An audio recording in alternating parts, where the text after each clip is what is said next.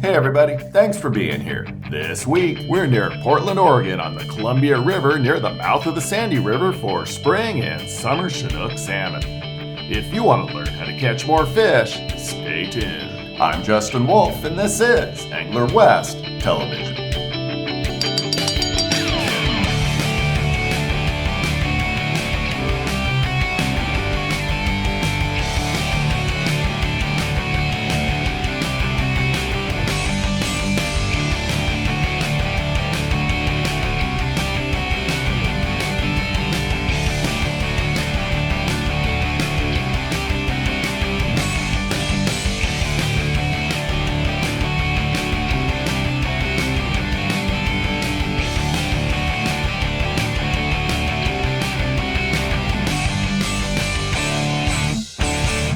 It's the end of June, a time on the Columbia River when you might hook up with the last of the spring run Chinook or possibly a summer run fish.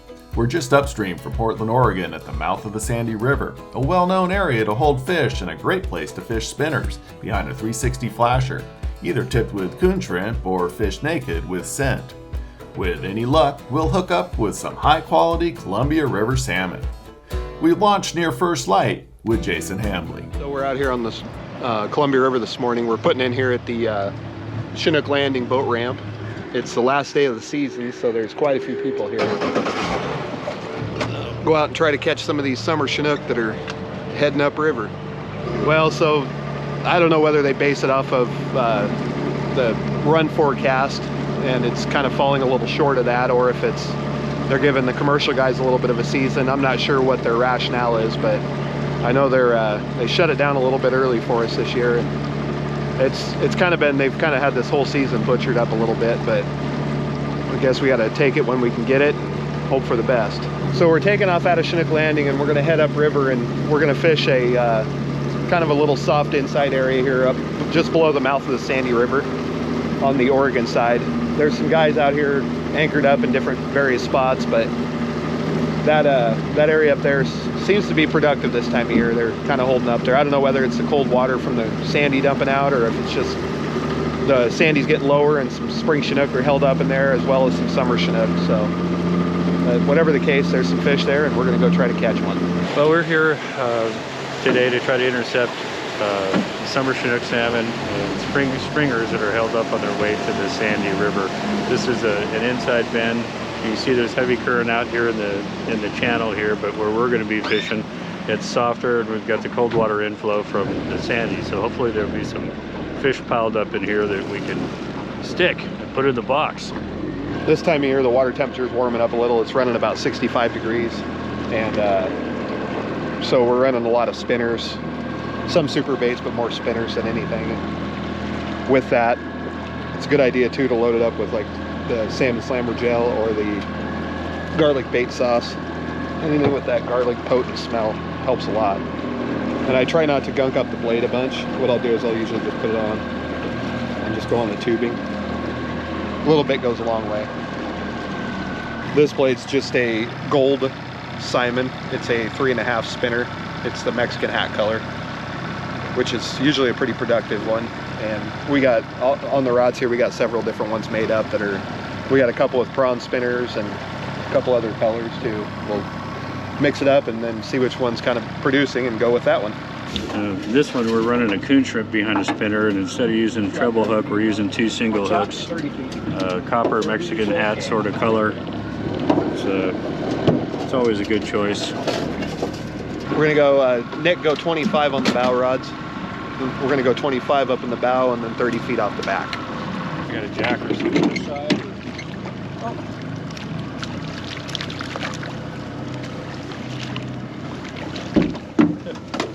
Well, 30 seconds in the water and I got the first fish. What a whopper. Smolt just ate my coon shrimp, so I'm gonna rig up this with the coon shrimp, and there's lots of ways to hook these things on. I like the little ones for trolling with spinners myself, and these are nice and little. You can hook them vertically like this, or you can hook them horizontally like this, and I usually do horizontal. And when I do it, I'm careful to not push on the head because I don't want to rip that carapace off or loosen it. And that's basically it. That'll just fish along behind the spinner, and it works good. We're marking a few fish in here this morning. Hopefully they get to snapping. On the rod holders, it's a nice thing to keep all your rods uniform distance over the water so your tips aren't buried in the water, and also gets them up at waist level. I'm using these 8-inch fishing rod holder extensions, and in the front I have the curved ones, which kind of sets your rod out a little further, get you some separation.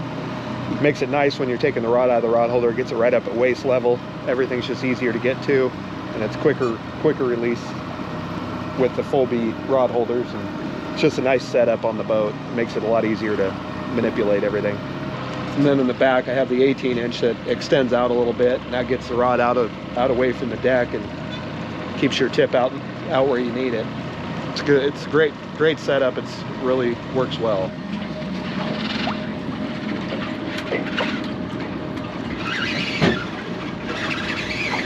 We saw a fish on the fish finder come up and dart up and then went back down, and we were watching it for a minute, and then all of a sudden Nick's rod buried.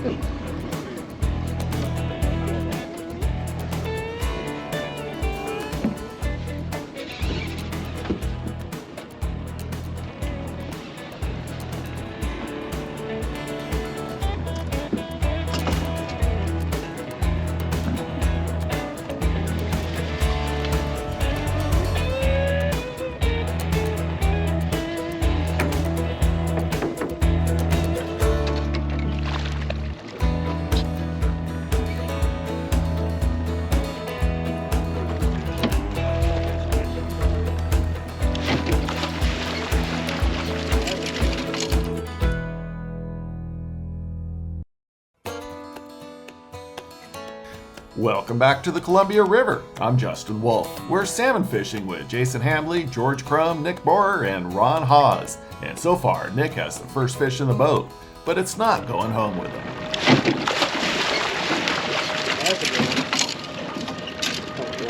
A big fish. Unfortunately, it's got a fin, so we got to turn it loose, but still fun to pull on.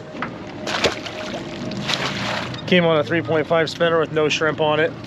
Most of the fish we've been marking on the screen, as you can see there, have been around the 20 to 25 foot range. We're in 40 feet of water, so Nick's rod was the one that just got bit, and he's at 25 feet, so the fish are a little suspended. I don't know whether it's a water temperature thing or what, but that's where they're at. So if that's where they're at, that's where we're gonna put our gear. Fish are hooking are suspended, and we're kind of curious about what the temperature is doing. It's 65 degrees or so at the surface. There we go. Oh, we got a fish.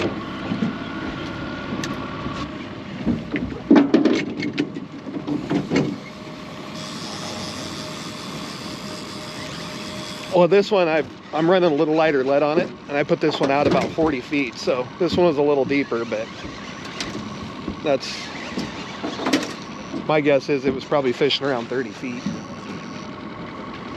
Oh, it just came off. It was right there. Darn it. That was probably a clip fish too.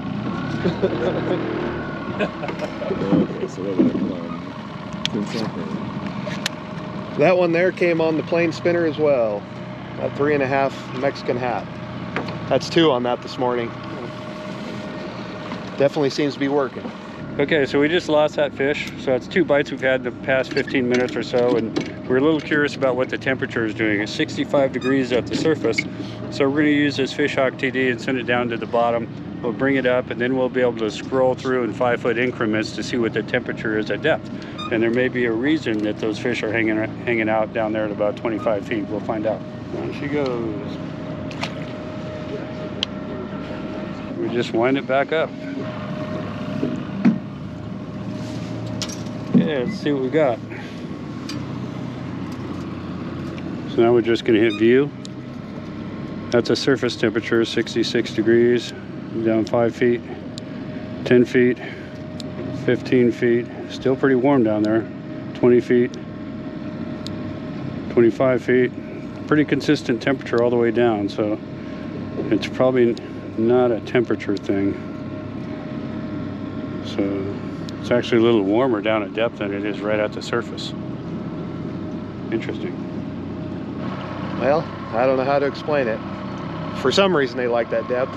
Must be Must be something to do with currents, because it ain't water temperature. I'm not sure what to say about that. I'm a little confused, to be frank. It's unusual that it's a little warmer down deeper than it is at the surface, but right at this spot with the current that we have, it's almost the same down at the bottom as it is at the surface. I would have thought it would have been a little colder just because we got the mouth of the Sandy River dumping in right here. Well, there's two channels. There's an upper channel and then a lower channel, and this is the main channel here, and that's where it's coming out. So you'd think there'd be a little more thermals in there, but apparently not.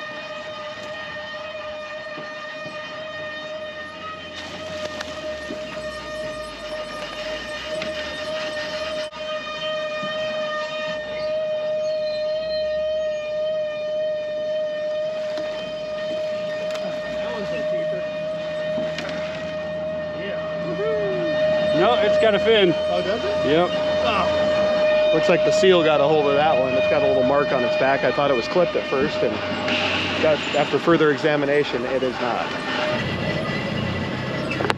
Yeah, like that bow rod just got whacked. This one did? Yeah. Mine? Yeah.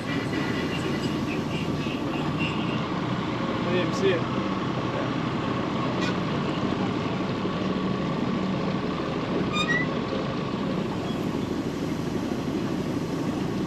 Thank God they shut that down. There we go. There we go. Still there? It's on. I think it's gone. Nope. He's there. Oh, yeah. Doesn't feel very big.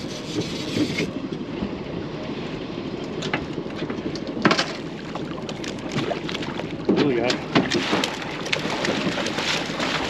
Nice, Nick. Another wild. No kidding. Yeah. The last two fish we've gotten, it's actually the last one and then the one before that, we saw on the fish finder a dart going across the fish finder, and looked like the Chinook must have seen it from a distance and just burned off after the gear. That's always kind of cool to see.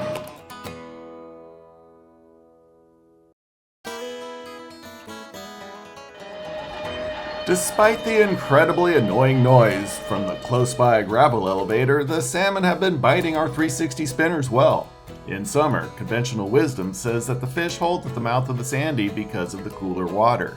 But the Fishhawk TD says the water temperature is actually a little warmer at the depth the fish are holding than at the surface, which has everyone a little bit baffled.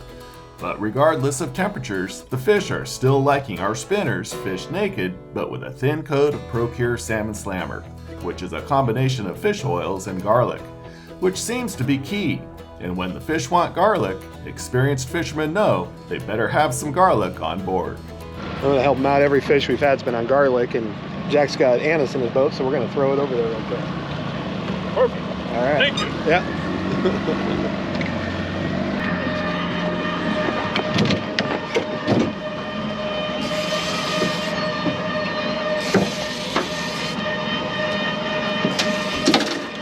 Well, I took a full 4 minutes this time. Yeah, pretty good bite going on this morning. Hopefully it continues. Nice.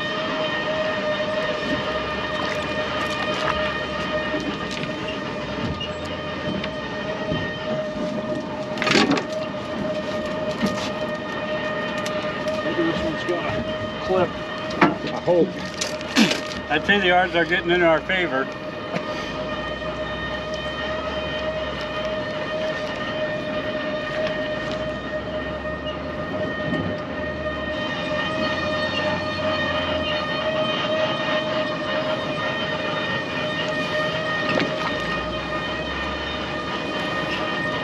Come on, little fishy.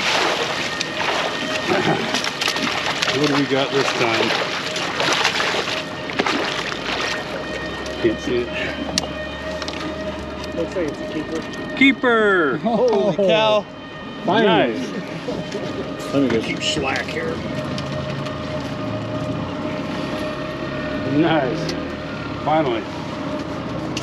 We were due odds-wise. We couldn't keep catching all wild ones forever. Another one on the Mexican hat. Every single fish we've had has been on those, so we've just been slowly putting all of them out as that color. So That's what they want today. That's what we're gonna give them.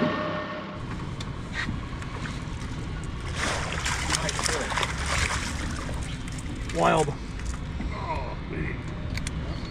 Oh, dang it. One too many fins, so back he goes. Today we're getting all the fish a bit on Mexican hat type patterns, either with a copper base or a gold base. This one happens to be copper. Maybe the overcast, we got a marine layer here that might be helping us out a little bit, but for whatever reason they're biting the crap out of these things. Well, that was the last one to not get bit, and now every single rod on the boat's been bit. So I guess that's a good sign we're fishing in the right area. I'm not sure what the tide's doing, but it's when we got here, we were trolling uphill about 1.10 to 1.14 miles an hour, and now we're going uphill about 0.78 to 0.83. So I think the tide's pushing a little more. It could be affecting the bite, but we'll see here shortly. Basically, you look more at what your gear's doing rather than what the speed of your fish finder's doing, because like I said, currents do change, and what you just want that ideal thump with your lures. So more than anything, we're just kind of adjusting with the tide here. So this morning, that actually was only the second fish we've seen caught other than in our boat. And Owen Hayes there from Outdoor GPS just got it. It looked like a decent one. He hasn't landed it yet, but he's still yarding on it. Plain copper, baby. I just switched spinners from a painted to a plain copper because it got sunny out. Sometimes that's a good call. Trolled about a minute and got one. You ready, Nick?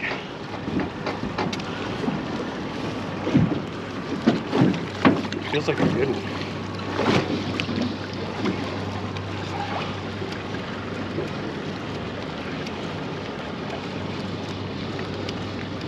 Oh, it came off? Still did. Hate it when that happens. Bummer. Win a few, lose a few. The clouds went away and it got sunny, so I decided to change my presentation a little bit, and I put on a plain hammered copper blade and trolled for about a minute and got bit. Sometimes when it's clear and bright and sunny, the fish seem to prefer a non-painted blade, just a metallic blade. Seems like a lot of times when you're using Pro Troll flashers and you hook fish, especially with barbless hooks, the flashers will have a lot of drag in the water, and what happens is they just get slacked up and those hooks come out pretty easy. So your hook to land ratio can suffer a little bit using them.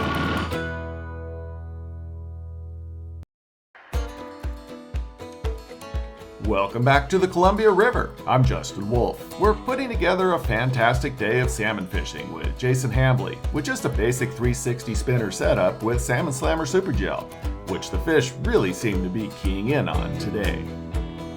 Now we're working on 6 for 8. Hopefully we land it.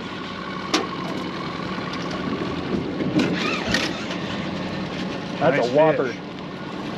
Oh, nice, bleeding like crazy too. What a chromy fish. Oh, that's a happy fish. That's a nice chromy.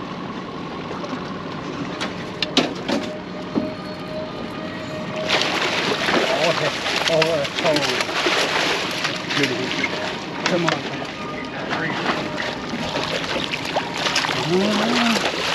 Hatchery! Oh my God, that's a nice fish. I'm glad he's bleeding like a pig too. Nice, Jay.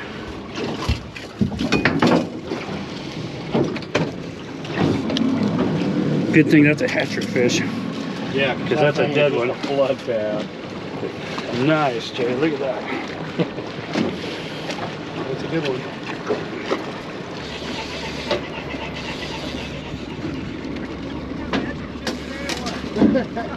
Garlic. Garlic. It's off. It's off. It just came off. 6 for 10 now. Now we're getting back on regular Pro Troll averages. Starting to lose them. Oh well. Okay, we've got an outgoing tide right now, and I think it's sucking water out of the sandy. We seem to have a little more color in the water, and I think it might be changing the temperature. So we Sent the fish hawk down to take a look, and it's 69.9 at the surface now. 67.8 just 5 feet down. 67.4 at 10 feet. Same at 15. 66.6 at 20. And then it gets warmer again. 67.4 at 25. Same at 30 and 35. So the sweet spot seems to be at about 20 feet. Let's check that again. 20 feet is the coldest water at 66.6 degrees. So right now that the tide's pushing a little more, the water has cooled down. It's about at 20 feet, it's a few degrees cooler. So that's probably why the fish are traveling in that lane.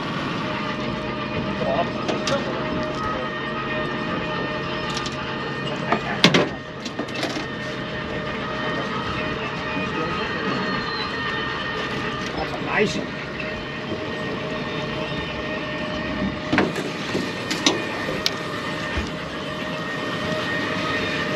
Get out of the way here.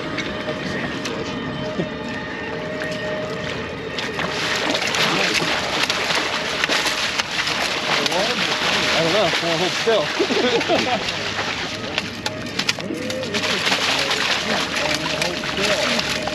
Keeper, Kip. Woo, keeper. Keeper. Yeah, keeper. You can tell by the coloring and the spotting, that's a Sandy River hatchery spring Chinook. There's still a few of those kegged around in here and waiting for some water to head upriver. Welcome aboard. We'll take it.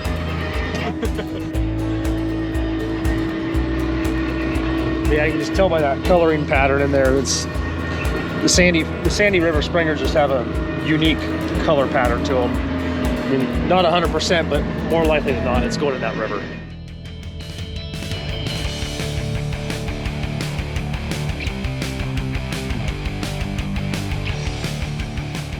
Hey everybody, thanks for watching today's episode. And be sure to stop by the Angler West store in Woodland, Washington. I'm sure we can help you catch more fish. And remember, without the sponsors, there is no show. So please thank them when you can. Now, get out there and do some great fishing.